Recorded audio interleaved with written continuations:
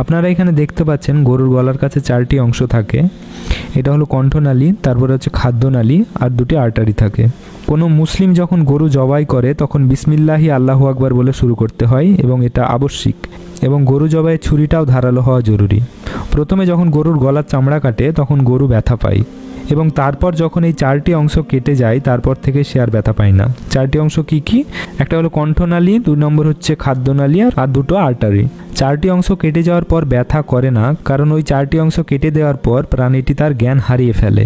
কারণ ওই ভেনগুলি কেটে দেওয়ার পর অনেক পরিমাণ রক্ত বের হয়, এবং রক্ত বের হওয়ার জন্য তার রক্তচাপের অনেক পরিবর্তন হয়, কিন্তু সেন্ট্রাল কর্ড অক্ষত অবস্থায় থাকে, তাই তার নার্ভাস সিস্টেম অ্যাক্টিভ থাকে। এদিকে গলার ভেনগুলো কেটে যাওয়ার জন্য ব্রেনে রক্তের প্রয়োজন হয়, ফলে গরুর ব্রেন তখন মেরুদণ্ডের মধ্যে থাকা স্পাইনাল কর্ডের মাধ্যমে হৃৎপিণ্ডকে সিগন্যাল পাঠায়, ফলে তার হৃৎপিণ্ড তখন খুব দ্রুত পাম্প করতে থাকে, অর্থাৎ দ্রুত রক্ত পাঠাতে থাকে। কিন্তু রক্ত তখন আর ব্রেনে পৌঁছায় না, বাইরে বেরিয়ে যায়। কারণ ওই ভেনগুলোই কাটা হয়ে গেছে। ফলে হয় কি, তখন দেহের সমস্ত রক্ত 7 থেকে 10 মিনিটের মধ্যে বাইরে বেরিয়ে যায়। তাই যখনই গরু জবাই করা হয়, গরু জবাইয়ের পর 7 থেকে 10 মিনিট গরুটিকে তার নিজের অবস্থায় ছেড়ে দেওয়া উচিত। অনেকে গরু জবাইয়ের পর তার মেরুদণ্ডের স্পাইনাল কর্টেক্সকে কেটে দেয়। তাতে হয় কি, তার হার্ট পাম্প করা বন্ধ করে দেয়, অর্থাৎ হার্ট অ্যাটাক হয়।